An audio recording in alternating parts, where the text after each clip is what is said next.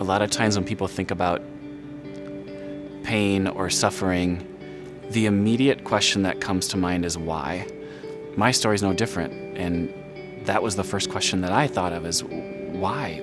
I had a congenital malformation at the base of my skull, called a Chiari malformation. That was so significant, on the MRI, you really couldn't see anything left of my spinal cord. I remember he said, I don't really know how you're walking and functioning right now. And he told me that any little elbow I would have taken in basketball, or if I had gotten rear-ended on the way over, likely that would have been it, or that would have been significant in some way.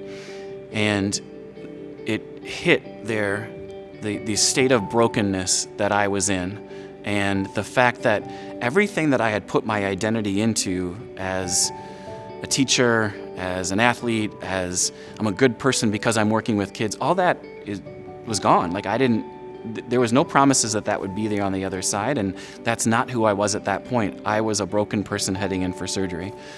I look back at that time as there is a distinct before and after. There is a life that I led before my diagnosis, and there's a life that He's blessed me with since. The Lord used that event and the people that surrounded that event to share who He was and who I am in Him. Even in that brokenness, He is working all things out for good. And even when we can't see it, He's there.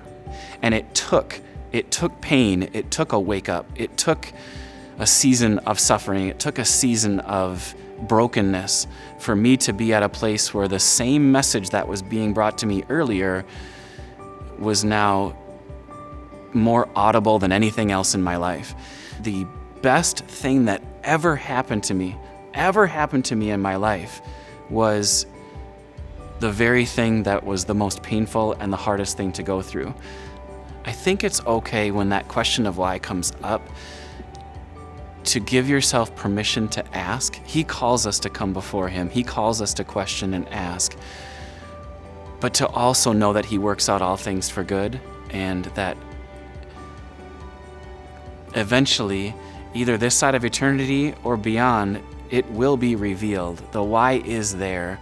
And my story, I feel like, is just a testimony to the why. I've been given a healthy prognosis. The syrinx that I had has shrunk to the point where I can be active, and I believe that God is a God of healing and that He healed me. But even if He didn't, or even if tomorrow I find out my syrinx has deteriorated, God is still good, and I truly believe He works all things out for those who love Him. And now I'm able to sit here and say, here's why, and here's the other side of it. I don't believe that it always works out that easily for people, or that simply for people, but to see His hand is the most comforting thing that's ever been given to me. And to be able to recognize He was with me then, He was with me during, and He's with me now. That's it. That's the why.